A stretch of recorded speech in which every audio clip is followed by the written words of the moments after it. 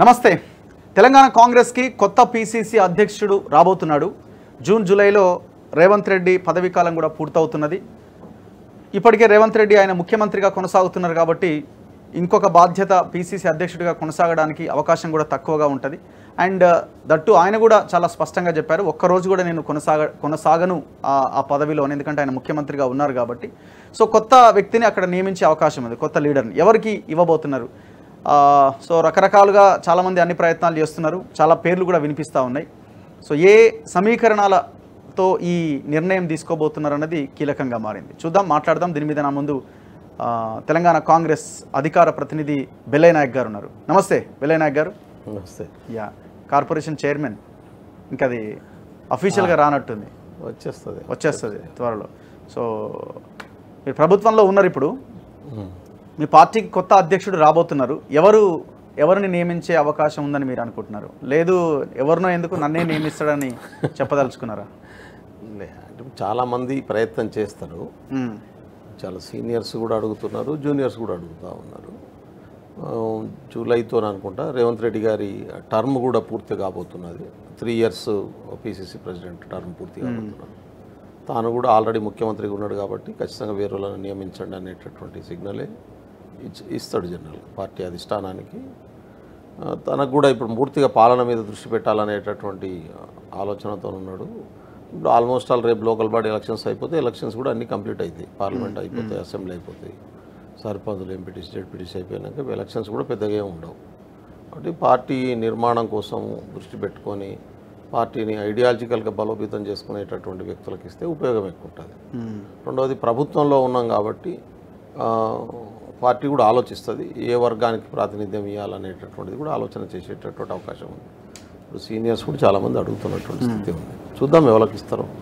అందరి ప్రయత్నాలు అయితే వాళ్ళు చేస్తారు, ఎవరికి వాళ్ళు చేస్తారు. సో అంటే మీ అంచనా ఏంటి? ఎంతమంది ఆశావాహులు ఉన్నారు? అంటే ఒక 10 మంది 10 members ఉంటారా? 10 మంది దాకా ఉన్నది. అందులో మీరున్నారా? మీరు అడుగుతున్నారా? అంటే పీసీసీ ఇస్తా ఉన్నారు అనుకో, బెల్లయ్య నువ్వు పీసీసీ ప్రెసిడెంట్ తీసుకుని అడగండి, అమ్మాయినా పెట్టదన్నది ఒకటే ఉన్నది కదా. అట్లా ఏముండదు, అడగకుండానే చాలా మంది పార్టీ నాయకత్వం గతంలో తీసుకొచ్చి ఇచ్చిన సందర్భాలు ఉన్నాయి. అడగాల్సినటువంటి అవసరం లేదు. రెండోది పార్టీ బాధ్యతలు అప్పచెప్తే చేయొచ్చు. నన్ను అడిగితే అది ఎస్సీ ఎస్టీలకు ఇవ్వడం మంచిది అంటాను నేను. ఎందుకు అట్లా ఎందుకు అంటానంటే ఇప్పుడు ఎలక్షన్స్ లేని పీరియడ్, ఆఫ్ వీక్ పీరియడ్, ఖచ్చితంగా ఈ వర్గాల నుంచి ఇంతవరకు పీసీసీ చేసినటువంటి సందర్భాలు లేవు. ఒక్కసారి కూడా లేదా? లేదు, నాకు తెలిసి అయితే లేదు. ఎప్పుడు దళిత గిరిజనులు రాష్ట్రంలో ఉంటే ఉండొచ్చు కానీ ఇప్పుడైతే దళిత గిరిజనుల నుంచి లేదు. రెండవది ఇప్పుడు గవర్నమెంట్లో కూడా ఉన్నాం కాబట్టి భారం కూడా తక్కువ ఉంటుంది. అంటే ఎస్సీ ఎస్టీల నుంచి ఇవ్వడం వల్ల ఎక్కువ ఒక పాజిటివ్ మెసేజ్ ఇచ్చేటటువంటి అవకాశం కూడా ఉంటుంది. రెండవది న్యూ జనరేషన్ నుంచి ఇవ్వడం అనేది అవసరం. కొత్త జనరేషన్ నుంచి వస్తే కొత్త ఉత్సాహంతో పనిచేసి ఇప్పుడు పవర్లో ఉన్నాం కాబట్టి కొత్త ఫోర్సెస్ను తీసుకొచ్చి పార్టీని బలోపేతం చేసుకొని ఎక్కువ ట్రైనింగ్ల మీద ఐడియాలజీ అని ఇంజెక్ట్ చేసే దీని మీద ఫోకస్ చేసేటటువంటి అవకాశం ఉంటుంది. జనరల్గా పవర్ ఉన్నప్పుడు పవర్ చుట్టే యంత్రాంగం అంతా తిరుగుతుంటుంది, పవర్ ఏం చేద్దామనే దాని చుట్టే ఉంటుంది. దాని మీద కాకుండా ఒక ల్యాక్ ఉన్నది మొత్తం పార్టీలో. దేశవ్యాప్తంగా మేము భారత్ జోడో యాత్ర చేసినప్పుడు చూసినాం, రాహుల్ గాంధీ గారు కూడా చాలాసార్లు చెప్పారు. అది అంటే బీజేపీ కాడర్కు ఆర్ఎస్ఎస్ ఎట్లయితే ట్రైన్ చేసి ఒక ఫోర్స్ను తయారు చేస్తుందో మన కాంగ్రెస్ క్యాడర్ కూడా కాంగ్రెస్ ఐడియాలజీని ఆ పద్ధతిలో మనం ట్రైనింగ్ చేయాల్సినటువంటి అవసరం ఉందని. ఈవెన్ కమ్యూనిస్టులు కూడా వాళ్ళ క్లాసెస్ ఉంటాయి, రెగ్యులర్ క్లాసెస్ ఉంటాయి వాళ్ళకి. అట్లా ఆ పద్ధతిలో ఒకప్పుడు ఉండేటి కాంగ్రెస్లో సేవాదళ బాధ్యతలు చూసేది, అంతకంటే ముందు రెగ్యులర్గా ఆ టీం ఉండేది. కానీ ఈ మధ్యన అది బాగా సన్నగిలింది. ఎక్కువ కాలం అధికారంలో ఉండడం వలన ఆ పవర్తో వచ్చేటటువంటి ఫోర్సెస్, ఆ పవర్తో వచ్చేటటువంటి చెడు లక్షణాలన్నీ కూడా వచ్చేస్తుంటాయి. కాబట్టి దానికి అంటుకోకుండా నిజాయితీగా పనిచేసేటటువంటి, సిన్సియర్గా ఐడియాలజికల్గా కమిట్మెంట్తో పనిచేసేటటువంటి క్యాడర్ను డెవలప్ చేసుకోవడం అనేది చాలా అవసరం ఇప్పుడు దేశంలో. ఈ 10 సంవత్సరాల కాలంలో బీజేపీ ఆర్ఎస్ఎస్ ఐడియాలజీతో ఉన్నటువంటి సెక్షన్ను విపరీతంగా ప్రమోట్ చేసింది. అందులోనూ అన్ని రకాల వింగ్స్లో దాన్ని ఎస్టాబ్లిష్ చేసేసింది. ఇప్పటికే మీరు బ్యూరోక్రసీలో కావచ్చు, మీడియాలో కావచ్చు, ఈవెన్ జ్యుడిషియరీలో కావచ్చు, ఈ అన్ని సెక్షన్స్లో ఆర్ఎస్ఎస్ ట్రైన్డ్ ఫోర్సెస్ను బీజేపీ చాలా ఇంజెక్ట్ చేసింది. పైగా యూనివర్సిటీస్లలో పర్టికులర్గా వైస్ ఛాన్సలర్స్ లెవెల్లో కూడా చాలామందిని ఎస్టాబ్లిష్ చేసేది. కాన్స్టిట్యూషనల్ స్పిరిట్తోని, కాంగ్రెస్ ఐడియాలజీతో ఉండేటటువంటి ఫోర్సెస్ ఇవాళ దేశంలో బాగా వీక్ అయినటువంటి పరిస్థితి ఉంది. అందుకనే చాలా ఇబ్బందులు ఎదుర్కొంటున్నాం. అది మన దగ్గర కూడా దాన్ని ఎస్టాబ్లిష్ చేసుకోవాలంటే, ఎందుకంటే ఇప్పుడు పార్లమెంట్ ఎన్నికల జరిగినటువంటి తీరు కనుక గమనిస్తే ఆల్మోస్ట్ ఆల్ సెకండ్ లీడింగ్లో బీజేపీ వస్తుంది. ఓకే, ఇక్కడ ఇది ఒక రకంగా మాకు నష్టం, రేపు థ్రెట్ అయ్యేటటువంటి అవకాశం కూడా ఉంటుంది. Okay, thank you. కాబట్టి దీని నుంచి ఒక ట్రైన్డ్ ఫోర్స్ మాత్రమే, దీన్ని ఐడియాలజికల్గా ఉండేటటువంటి ఫోర్స్ మాత్రమే బీజేపీ ఐడియాలజికల్ ఫోర్స్తో కౌంటర్ చేసేటటువంటి అవకాశం, రేపు పార్టీని మరింత బలోపేతం చేసుకునేటటువంటి అవకాశం ఉంటుంది. కాబట్టి అట్లా ఎస్సీ ఎస్టీలకు ఇవ్వడం అనేటటువంటిది, అందులోనూ ఐడియాలజికల్గా కమిట్మెంట్ ఉండే ఫోర్సెస్తో ఇచ్చుకొని ఈ టీమ్స్ను ఎస్టాబ్లిష్ చేసుకోవడం అనేది ఒక పాజిటివ్ సిగ్నల్ పోయేటటువంటి అవకాశం ఉంటుంది. సో ఇప్పుడు రెడ్లకు ఇచ్చే అవకాశం లేదా? రెడ్డి కానీ ఒక ఎవరికన్నా ఇవ్వచ్చు. అంత ధైర్యం చేస్తారా? ఇంత విమర్శలు వస్తున్నాయి, తీసుకోండి, ఇంత విమర్శలు వస్తున్నాయి, మొత్తం పార్టీ అంతా రెడ్ల పార్టీ అయిపోయింది, కాంగ్రెస్ పార్టీ, ఏ పదవులు రెడ్లకే ఇస్తున్నారన్న ఈ దీంట్లో అది కూడా వాళ్ళకే ఇస్తే ఎంత పెద్ద విమర్శ అవుతుంది? నేను అట్లా అనుకోను. ఇప్పుడు కాంగ్రెస్ పార్టీ పిసిసి పోస్ట్ అనేటటువంటిది కాంగ్రెస్ ఐడియాలజీతో ఉండేటటువంటి వ్యక్తులకు ఇవ్వాల్సినటువంటి పొజిషన్. ఇప్పుడు పవర్లో లేనప్పుడు పవర్ తీసుకురాగలిగినటువంటి శక్తి సామర్థ్యాలను కూడా ఒక పాయింట్గా దాంట్లో మేజర్ సెంట్రిక్గా తీసుకోవడం. ఇప్పుడు మీరు చూడండి, ఇప్పుడు ఇచ్చేది ఈ 3 ఇయర్స్లోనైతే 3 ఇయర్స్ టర్మ్ ఉంటుంది కాంగ్రెస్ పిసిసి ప్రెసిడెంట్. 3 ఇయర్స్లో పెద్దగా ఎలక్షన్స్ ఉండే పరిస్థితి ఉండదు. ఎక్కడన్నా 1 బై ఎలక్షన్స్ ఏమైనా ఉంటే వస్తే రావచ్చు, కానీ ఇప్పుడైతే నాకు తెలిసి ఎలక్షన్స్ ఇచ్చే అవకాశం కూడా ఉండొచ్చు అంటారు. దేన్ని కొట్టిపారేయాలి, దేన్ని కొట్టిపారేయాలి. కొన్ని పరిస్థితులు, ఆడున్నటువంటి సిచ్యువేషన్స్, అడుగుతున్నటువంటి వ్యక్తులు, క్యాపబిలిటీస్ ఇవన్నీ చూసుకొని నిర్ణయం తీసుకుంటారు.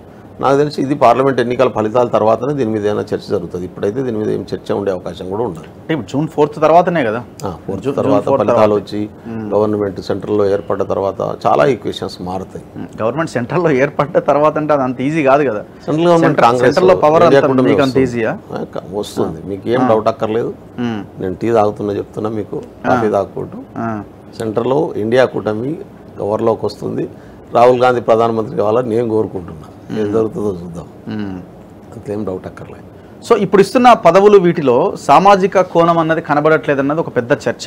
అంటే మీ గవర్నమెంట్ వచ్చిన తర్వాత, అంతకుముందు గవర్నమెంట్లో కేసీఆర్ 10 ఇయర్స్లో అదే చర్చ, మొత్తం మీ కమ్యూనిటీ, నీ కులము, దీని చుట్టే తిప్పినవని టోటల్ కులాన్నే తప్పుబట్టే స్టేజ్లోకి వెళ్ళిపోయింది ఈక్వేషన్. అంటే ఆ రకమైన భావజాలాన్ని నింపేసిన ఆయన చేసిన పని వల్ల. కేసీఆర్ ఏమో ఇప్పుడు ఏమన్నా ఆ సామాజిక కోణంలో ఆలోచిస్తున్నట్టు ఏమైనా అనిపిస్తున్నదా మీరు? నేను అట్లయితే నేను అటువంటి మీరు అన్నట్టు ఒక కులానికి ఇస్తున్నారు అనే స్థితి ఉందని నేను అనుకోను.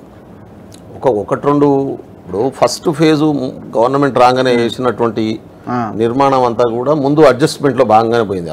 అసలు పాలన అనేది మీకు రేపు 4 తర్వాత మొదలయ్యి ఈ 6 నెలల్లో మేము వ్యవహరించేటటువంటి తీరు, మా ముఖ్యమంత్రి గారు తీసుకునేటటువంటి నిర్ణయాలు, క్యాబినెట్ తీసుకునేటటువంటి నిర్ణయాలు మీరు అన్నట్టుగా ఒక క్యాస్ట్కు ప్రయోజనం ఇచ్చే పద్ధతిలో ఉంటే మనం చెప్పొచ్చు. కానీ ఇప్పుడు తీసుకున్నటువంటి దాకానైతే ఒక క్యాస్ట్ కోసం పనిచేస్తున్నాం అనేది ఇది బీఆర్ఎస్ మిగతా వాళ్ళు చేస్తున్నటువంటి విమర్శనే, కానీ వాస్తవం కాదు. ఇప్పుడైతే ఖచ్చితంగా మీరు చూడండి, రేపు అసలు పాలన మొదలు కాకముందే పాలన మీద విమర్శలు. 100 రోజులు కూడా అసలు ఎంట్రీ అయ్యి మొత్తం అర్థం చేసుకోకముందే ఎలక్షన్స్ వచ్చినటువంటి స్థితి కదా. దాని మీద అంత పెద్ద ఎత్తున దాడి చేయాల్సినటువంటి అవసరం లేదు. రెండవది బీఆర్ఎస్ ఏంటంటే వాళ్ళు తప్పు ఏడు జరిగిందో అంతవరకు రివ్యూ చేసుకున్న పాపాన పోలేదు. జనం మీద పడి చేడుచుడు తప్ప, జనం తప్పు చేస్తారు, జనం తప్పు చేశారు, అట్లా ఉండదు. ఖచ్చితంగా మేము ఇచ్చినటువంటి మాట ప్రకారం ప్రజాపాలనే కొనసాగుతుంది, అటువంటి నిర్మాణమే జరుగుతుంది. అన్ని సామాజిక వర్గాలకు బ్యాలెన్స్ చేసి తీసుకొని పోయేటటువంటి అవకాశం ఉంది. ఇప్పుడు ఫస్ట్ ఫేజ్ క్యాబినెట్లో ఒక సింగిల్ క్యాస్ట్కి ఎస్టాబ్లిష్ చేసినాం, అన్ని కులాలను బ్యాలెన్స్ చేసే ప్రయత్నం జరిగింది కదా. అయితే రాష్ట్రంలో ఉన్నటువంటి మేజర్గా ఉన్న అన్ని కులాలను ఒకటేసారి అకామిడేట్ చేయడం సాధ్యం కాకపోవచ్చు. మీరు అన్నట్టు రేపు ఎక్స్పాన్షన్ జరిగితే దాంట్లో మిగతా వాళ్ళని అకామిడేట్ చేసేటటువంటి పాయింట్ ఏంటంటే పిసిసి అధ్యక్షుడికి ఉండాల్సిన అర్హతలు ఏంటి, ఎట్లాంటి క్యాండిడేట్ని మీరు అంటున్నారు, ఒక డైనమిక్ని, యూత్ అంటే ఇప్పుడు ఉన్న జనరేషన్ని పెట్టాలి అంటున్నారు.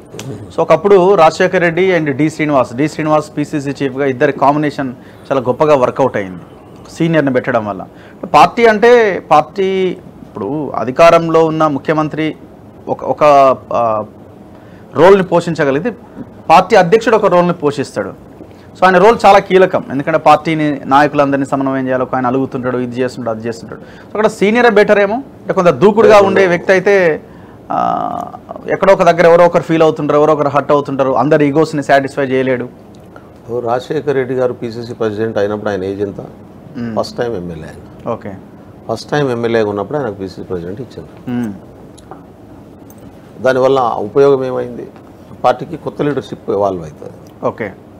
కాబట్టి సీనియర్ జూనియర్ అనేటటువంటి దానికంటే కూడా దానికి కాంగ్రెస్ పార్టీని అర్థం చేసుకొని ఒక కొత్త జనరేషన్ ఫోర్సెస్ను యాడ్ చేయగలిగి కొత్త టీమ్స్ను ఫిలప్ చేయగలిగింది. అందుకనే నేను చెప్తున్నాను, ఇది నాన్ పీక్ పీరియడ్ అంటారు దీన్ని. ఇప్పుడు ఎలక్షన్ లేనటువంటి సందర్భం ఇది.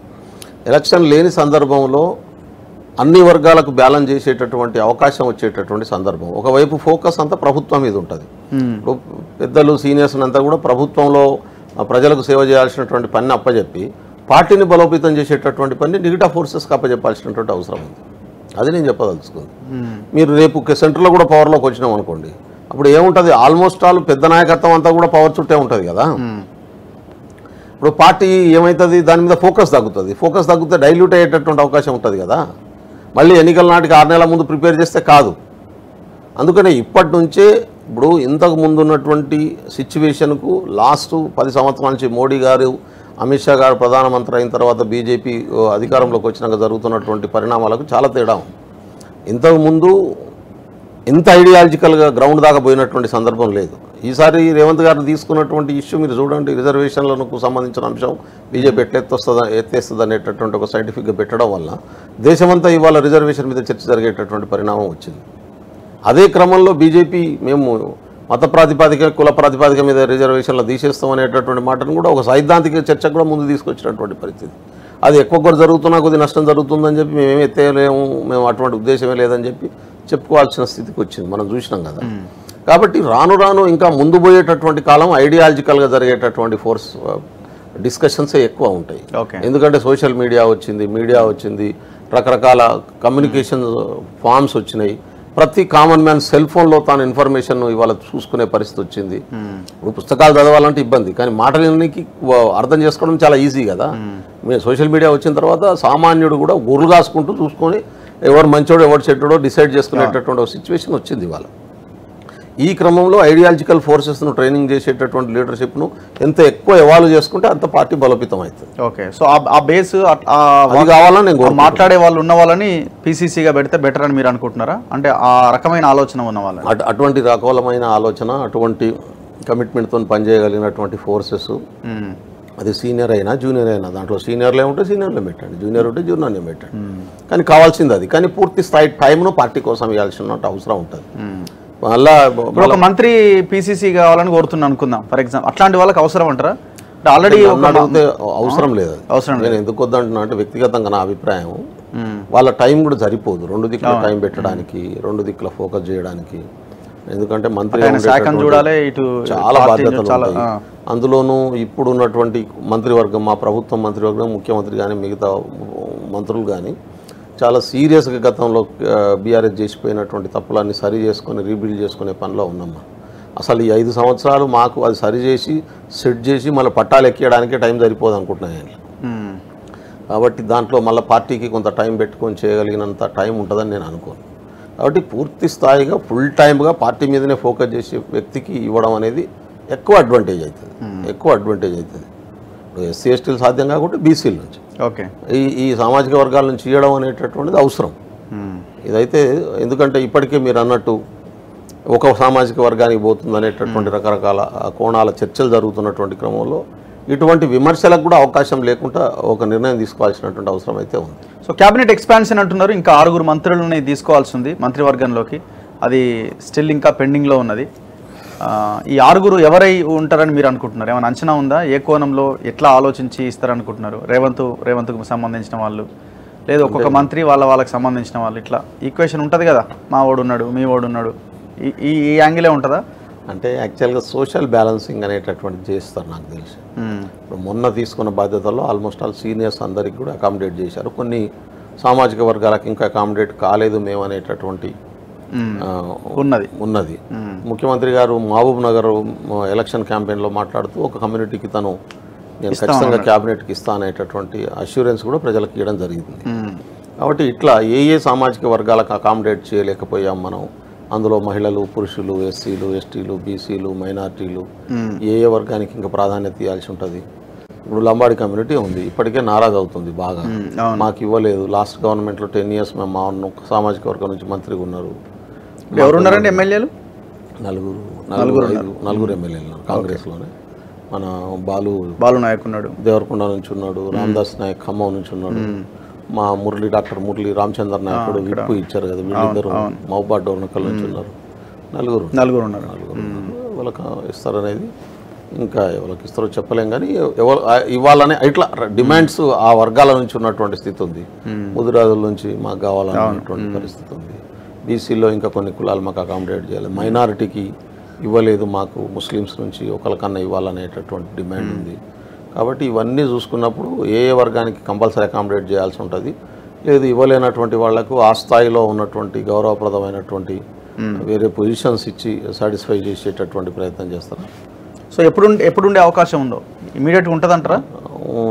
ఇమీడియట్గానే ఉండొచ్చు, నాకు తెలిసి జూన్ జూలైలో ఉండేటటువంటి అవకాశం. రిజల్ట్ వచ్చిన తర్వాత, ఎంపీ రిజల్ట్స్ వచ్చిన తర్వాత, ఎలక్షన్ కోడ్ ఎత్తేసిన తర్వాత ఈక్వేషన్స్ మారేటటువంటి అవకాశం ఉంటుంది. ఖచ్చితంగా అన్ని వర్గాలను అకామిడేట్ చేసి ముందు తీసుకెళ్తారు. సో ఇంకొకటి, ఇప్పుడు లోకల్ బాడీ ఎలక్షన్స్ కూడా త్వరగానే పెడతామని అంటున్నారు, కానీ బీసీ రిజర్వేషన్ అంశం తేల్చకుండా ఎట్లా అన్నది ఆల్రెడీ డిబేట్ స్టార్ట్ అయింది. అలాంటి వాళ్ళని కూడా మేము గట్టిగానే స్టార్ట్ చేస్తున్నాం. రిజర్వేషన్లు తేల్చాలి, జనాభా పద్ధతిలో ఎస్సీ ఎస్టీలు ఎంత పెరిగారో వాళ్ళకి ఆ రిజర్వేషన్ రావాలి, బీసీలు వాళ్ళకున్న రిజర్వేషన్ రావాలి అని. సరే, ఇంకొక వైపు సుప్రీంకోర్టు ఆర్డర్ 50% అని అంటే దానికి కూడా రకరకాల ఎగ్జాంపుల్స్ ఉన్నాయి. తమిళనాడులో ఇంకా మిగతా రాష్ట్రాల్లో ఎట్లా ఇచ్చారు ఏంటి అన్నది. సో ఇది ఎట్లా మీరు అడ్రస్ చేయగలుగుతారు రాబోయే రోజుల్లో? అంటే 2 అంశాలు ఉన్నాయి. ఇప్పుడు గ్రామీణ ప్రాంతాల్లో నాయకత్వాన్ని పెంచడం కోసం రూరల్ ఏరియాలో పంచాయతీలకు అధికారాలనిచ్చి, కాన్స్టిట్యూషన్ పవర్నిచ్చి, ఒక మనిషి తన ఇంట్లో నుంచి కిలోమీటర్ దూరంలో పోతే తనకు నాయకుడు అందుబాటులో ఉండాలి అనే కాన్సెప్ట్తోని పంచాయతీరాజ్ వ్యవస్థను తీసుకొచ్చిండు రాజీవ్ గాంధీ గారు. దాని వెనకాల చాలా పెద్ద కసరత్తు జరిగింది. ఈ దేశంలో కోట్ల మంది నాయకత్వం పంచాయతీరాజ్ వ్యవస్థ ద్వారా తయారైంది. ఇప్పుడు మన దగ్గరనే టర్మ్ అయిపోయి ఉన్నది. యాక్చువల్గా జనవరిలోనే జరగాల్సినటువంటిది సర్పంచ్ల ఎన్నికలు కావచ్చు, లేకుంటే ఎంపీటీసీ జెడ్పీటీసీ ఎన్నికలు అయితే నీకు జనవరిలో జరగాల్సినటువంటి పరిస్థితి ఉండేది. పార్లమెంట్ ఎన్నికలు, అసెంబ్లీ ఎన్నికలు ఒక దిక్కు, పార్లమెంట్ ఎన్నికలు ఒక దిక్కు ఉండడంతో అది వాయిదా పడ్డటువంటి పరిస్థితి ఉంది. కాబట్టి ఖచ్చితంగా ఎన్నికలు పెట్టాల్సినటువంటి అవసరం అయితే ఉన్నది, ప్రజలకు నాయకత్వాన్ని అందించాల్సినటువంటి అవసరం ఉంది. ఇప్పుడు షెడ్యూల్డ్ ఏరియా, ట్రైబల్ ఏరియా అక్కడైతే వేరే వాళ్ళకి ఎన్నిక లేదు. నాన్ షెడ్యూల్డ్ ఏరియాలో ఉన్నటువంటి పంచాయతీల మీద అక్కడ ఉన్నటువంటి జనాభా ప్రకారం రిజర్వేషన్ ఇవ్వాల్సి ఉంటుంది. గతంలో ఇట్నే చేసిరు కొంత నాన్ షెడ్యూల్డ్ ఏరియాలో ఉన్నటువంటి రిజర్వేషన్లు. అయితే మన దగ్గర దురదృష్టం ఏంటంటే బీసీ జనగణన లేదు. బీసీల జనాభా లెక్కలు ఉంటే సుప్రీంకోర్టు 50 క్యాప్ ఇంతే ఇవ్వాలని రూల్ కాదు. జనాభా లెక్కలు లేదు కాబట్టి అది 50కి ఆగింది. జనాభా లెక్కలను చూయిస్తే ఆ 50 క్యాప్ ఎగిరిపోతుంది. అందుకనే కదా కాంగ్రెస్ పార్టీ రాహుల్ గాంధీ చెప్తున్నది బీసీ జనగణన దేశవ్యాప్తంగా చేపడతామని. ఎందుకు చెప్తున్నది? 50% మించకూడదు అనేటటువంటి రూల్ ఏదైతే ఉందో అది బ్రేక్ చేసి ముందుకు పోవాలంటే బీసీల జనాభా, ఇప్పుడు ఎస్సీ ఎస్టీల జనాభా లెక్కలు ఉన్నాయి, బీసీల జనాభా లెక్కలు తీస్తే ఈ జనాభా లెక్కల ప్రకారం ఆ పర్సంటేజ్ ఎంత ఉన్నదో అంత పర్సంటేజ్ అప్పుడు పెంచుకోవడానికి వీలవుతుంది. అది లేకుండా 50 ఇస్తే 50కి మించి ఇవ్వడానికి వీల్లేదని అది పోతుంది. ఇప్పుడు ఈ జనాభా లెక్కలు తీస్తే, ఇప్పుడు జనాభా లెక్కలను తీయడానికి ఎంత కాదనుకున్నా ఒక 6 నెలల నుంచి సంవత్సరం పడుతుంది. మళ్ళీ సంవత్సరం పాటు ఈ మొత్తం అడ్మినిస్ట్రేషన్ అంతా కాబట్టి దానికి ఏ పద్ధతిలో చేస్తారు? గతంలో మన దగ్గర చేసినటువంటి కొన్ని లెక్కలు ఉన్నాయి, వాటిని తీసుకుంటారా, ఏం పద్ధతిలో చేస్తారు అనేది వెయిట్ చేద్దాం. దాని మీద కొంత కసరత్తు జరుగుతూ ఉంది. ఇప్పుడు అనుకుంటే ఎంతసేపు కేసీఆర్ సమగ్ర కుటుంబ సర్వే ఒకటి చేయలేదా ఒక 1 డేలో? మహా అయితే కులగణన ఒక 1 మంత్లో కంప్లీట్ చేసి ఎలక్షన్లోకి వెళ్ళడానికి అవకాశం లేదా? అది చూడాలి. నెంబర్ ఎంత అన్నది అయితే తెలుస్తుంది కదా. సరే, వాళ్ళు ఏం చేస్తారు ఏంటి ఇదంతా డేటా పక్కన పెడితే వాళ్ళ ఆస్తులు ఏంటి, కథ ఏంది, వ్యవహారం ఏందన్నది కంటే ఎంతమంది బీసీలు ఉన్నారు లెక్క తేలడం పెద్ద సమస్య కాదు కదా. లెక్క తేల్చడం అది సమగ్రంగా ఉండాలి, సైంటిఫిక్గా ఉండాలి, యాక్సెప్టబిలిటీతో రావాలి. దానికోసమే ఆల్రెడీ రాగానే ఇమీడియట్గా కమిషన్ వేసింది, దాని పని మొదలు పెట్టామని చెప్పారు. అది ఎంతవరకు వచ్చిందో ప్రభుత్వం దాన్ని మానిటర్ చేస్తుంది. అయితే జీసీ జనగణన చేసి చేయడం వల్లే ఎక్కువ అడ్వాంటేజ్ ఉంటుంది మాకు కూడా, చెప్పుకోవడానికి అవకాశం ఉంటుంది. అంటే ఒక 6 నెలలో 1 ఇయర్ బట్టే అవకాశం ఉంటే మాత్రం దాన్ని పోస్ట్ పోన్ చేయడం, అడ్మినిస్ట్రేషన్ మొత్తం కుప్పకూలిపోయే ప్రమాదం ఉంటుంది. అది కూడా చాలా ఇంపార్టెంట్. కాబట్టి దాన్ని వయా మీడియాగా ఆలోచించి ఎట్లా చేస్తారనేటటువంటిది ప్రభుత్వం ఒక చర్చ చేసి ఇప్పటికీ దాని మీద కసరత్తు జరుగుతుంది. ఈ 4th ఏదో అడ్డంకి పెట్టిరు, బహుశా ఇవాళ క్యాబినెట్లో ఆ చర్చ జరిగితే ఏమైనా కొంత నిర్ణయాలు తీసుకునే అవకాశం ఉంది. బీసీ జనగణన గతంలో చేసినట్టు ఒకవేళ సమగ్ర కుటుంబ సర్వే మన దగ్గర రిపోర్ట్ ఉందనుకో, ప్రభుత్వం రిపోర్టు, దాన్ని కూడా వాడుకోవచ్చు. దాని బేసిస్ మీద కూడా నిర్ణయం తీసుకోవచ్చు. సో ఇంకో అంశం, మొన్న జరిగిన ఎంపీ ఎలక్షన్స్లో 4th రిజల్ట్ వస్తుంది. సరే, రిజల్ట్ వచ్చినా ఎన్ని సీట్లు వస్తాయని మీరు అనుకుంటున్నారు? మెజారిటీ సీట్లు కాంగ్రెస్ పార్టీ. మెజారిటీ అంటే 8, 10 అంటే 10కి పైనే రావచ్చు అనుకుంటున్నాను. 10+ ఉండొచ్చు అనుకుంటున్నాను. ఎందుకంటే కొన్ని ఒక 7-8 సీట్లు నెక్ టు నెక్ ఫైట్ ఉన్నటువంటి సీట్లు ఉన్నాయి. వాటిని ఏది ఎటుపోతుంది అనేది ప్రిడిక్ట్ చేయడం కొంత కష్టంగా ఉంది. ఎందుకంటే ఎవరు గెలిచినా 5-10 వేల ఓట్లతోనే గెలుస్తారు. అటువంటిప్పుడు ఇది గ్యారంటీగా బీజేపీ గెలుస్తుంది, ఇది గ్యారంటీగా కాంగ్రెస్ గెలుస్తుంది అని చెప్పడానికి ఇబ్బంది ఉన్నాయి. ఇప్పుడు కొంత సైలెంట్ ఓటింగ్ వల్ల దాంతో కొన్ని సెక్షన్స్ ఒక దిక్కు, ఒక సెక్షన్స్ ఒక దిక్కు. రెండోది బీఆర్ఎస్ పార్టీ తన ఫైట్ తాను చేయకపోగా బీజేపీకి ఓట్లు వేయండి అని చెప్పి 3 రోజుల ముందు నుంచి తను తీసుకున్నటువంటి స్టాండ్ వల్ల ఏ ఓటు ఎడ్డుపోయింది అనేది కొంత ప్రిడిక్ట్ చేయడం కొంత ప్రాబ్లం ఉన్నది. ఇప్పుడు టౌన్ ఏరియాలో కొంత బీజేపీకి పోయింది, రూరల్ ఏరియాలో చాలా వరకు బీఆర్ఎస్ నాయకత్వం చెప్పిన తర్వాత కూడా కాంగ్రెస్ ఓట్లు వేసినటువంటి పరిస్థితి. బీఆర్ఎస్లో ఉన్నటువంటి వాళ్ళు కూడా మనోళ్ళు బీజేపీకి ఏమంటారు, బీజేపీ మనకు వ్యతిరేకం. అందులోని సామాజిక వర్గాల వారిగా కూడా కొంత చీలిక ఉంది. అందులోనూ ఎస్సీ ఎస్టీలు ఉన్నారు, బీసీలు ఉన్నారు, ఎడ్యుకేటెడ్ యూత్ ఉన్నది. బీజేపీ వస్తే మనకు ఉద్యోగాలు పోతాయి, లేకుంటే రిజర్వేషన్లు పోతాయి. మీరు అధికారంలో ఉండి కూడా ఇంత టఫ్ ఫైట్ ఎదుర్కోవాల్సిన సిచ్యువేషన్ వచ్చింది. మీరు అన్నట్టు బీఆర్ఎస్ పని తన ఫైట్ తాను చేస్తే అస్త్ర సన్యాసం చేసేసి డైరెక్ట్ బీజేపీని ఎత్తుకున్నది. ఓకే, దానివల్ల ఏమైందంటే ఇప్పుడు కాంగ్రెస్కు మొన్న పార్లమెంట్ అసెంబ్లీకి వచ్చినటువంటి ఓట్ల కంటే మోర్ దెన్ 5% ఓట్లు పెరుగుతాయి మాకు ఈసారి. ఓకే, పర్సంటేజ్ ఆఫ్ ఓట్ పెరుగుతుంది. మొన్న వచ్చిన దానికంటే ఎక్కువ వస్తాయి మాకు. అయితే బీఆర్ఎస్ ఏం చేసింది, ఆ రోబో సినిమాలో చిట్టి తనను తాను డిస్మాండిల్ చేసుకున్నట్టు మన బీఆర్ఎస్ తనను తాను డిస్మాండిల్ చేసుకున్నది. చెయ్యి తాను పీకి ఇటు పెట్టింది, కాలు తాను పీకి ఇటు పెట్టింది. ఇట్లా 3 రోజుల ముందు డిస్మాండిల్ చేసుకోవడం వల్ల ఆ ఓటు ఎటు షిఫ్ట్ అయింది, ఎటు ఎక్కువ బీజేపీకి ఎంత షిఫ్ట్ అయింది, మాకెంత షిఫ్ట్ అయింది అనేటటువంటిది కొంత ప్రిడిక్ట్ చేయడం ఇబ్బందికరంగా ఉండడంతోనే ఈ టఫ్ అనేటటువంటి మాట వినబడుతుంది. అది చూసుకొని చాలా దిక్కులలో బీజేపీ మేము గెలుస్తామనే భ్రమల్లోకి వస్తున్నది.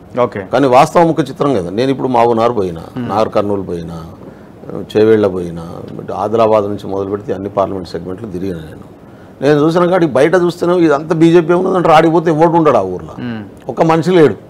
చాలా తండాలలో మాకు వంశీ చెప్పిండు, కొద్దిగా తండాలలో ఒక షిఫ్ట్ అవుతురు అని చెప్తున్నారు. అంటే నేను పోయి చూస్తే అసలు బీజేపీ ఇత్తు కూడా లేదు. లేని కాడ బీజేపీ కోట్లు పడుతున్నాయని ఏమిటటువంటి మాట వీళ్ళు ఎందుకు ఇంత ముందు ప్రచారం జరుగుతుందో నాకు అర్థం కాలే. అంటే ఒక రకమైనటువంటి ఫోబియాను తయారు చేసేటటువంటి ప్రయత్నం బీజేపీ వాళ్ళు చేశారు. కానీ రూరల్ ఏరియాలో ఎక్కడ కూడా బీజేపీ అనుకున్నంత స్థాయిలో లేదు. ఇప్పుడు ఆదిలాబాద్ ఉంది, అసెంబ్లీ ఎన్నికల్లోనేమో బీజేపీకి 4,45,000 ఓట్లు వచ్చినాయి, బీఆర్ఎస్కు 4,65,000 వచ్చినాయి, మాకు 2,40,000 వచ్చినాయి. అంటే ఆల్మోస్ట్ ఆల్ 2 lakhs గ్యాప్ ఉంది. అవును, కానీ బీఆర్ఎస్ పోటీ నుంచి తప్పుకున్నది. బీఆర్ఎస్ 4,65,000 ఓట్లు వచ్చిన బీఆర్ఎస్ పోటీ నుంచి ఒక రకంగా తప్పుకున్నది. మేము 2,30,40,000 నుంచి దాన్ని ఇప్పుడు 5 లక్షలకు గుంజేటటువంటి నియోజకవర్గంలో మీరు ఎక్కువగా పనిచేసారు. నేను ఎక్కువ ఆల్మోస్ట్ ఆల్ అన్ని కాన్స్టిట్యూన్సీలు తిరిగిన. అంటే ఇటు నల్గొండ, ఖమ్మము, మహబూబాద్ ఇదంతా వన్ సైడ్గా కాంగ్రెస్ గెలిచే ఏరియా కాబట్టి నాకు చెప్పింది ఏంటంటే పెద్దగా అక్కడ అవసరం ఉండకపోవచ్చు. ఇది ఇటు కొంత మనకు టఫ్ ఉన్నదనే దగ్గర క్యాండిడేట్లు కొంత అడుగుతున్నటువంటి దగ్గర ఫోకస్ చేయమంటే నేను తాండూరు కానీ, చేవేళ్ళ కానీ, మన మహబూబ్ నగర్లో ఆల్మోస్ట్ ఆల్ అన్ని అసెంబ్లీ సెగ్మెంట్లు పోయినా, మల్రవి గారి కాన్స్టిట్యున్సీ నాగర్ కర్నూలు కంప్లీట్ పోయి వచ్చిన, మన చామల్ కిరణ్ పోటీ చేసినటువంటి భువనగిరి పోయినా, మెదక్, మళ్ళా నిజామాబాదు, ఆదిలాబాదు, ఈవెన్ కరీంనగర్ పోయి వచ్చాను. ఇవన్నీ కూడా తిరిగి అక్కడ మీటింగ్లు పెట్టి వీలైనన్ని ఎక్కువ పెట్టొచ్చిన. అయితే కొన్ని టైట్ ఉన్నటువంటి మాట వాస్తవం. ఆ టైట్లో ఎన్ని బయటపడుతుంది అనేది నాకు తెలిసి అయితే 10+ వస్తాయి, కానీ తక్కువ అయితే రావు. Anyway, thank you very much Bellaiah Nayak గారు. Thank you. సో ఇది కాంగ్రెస్ సీనియర్ నాయకులు బెల్లయ్య నాయక్ గారితో ఇంటర్వ్యూ. చూస్తూనే ఉండండి మన తొలి వెలుగు.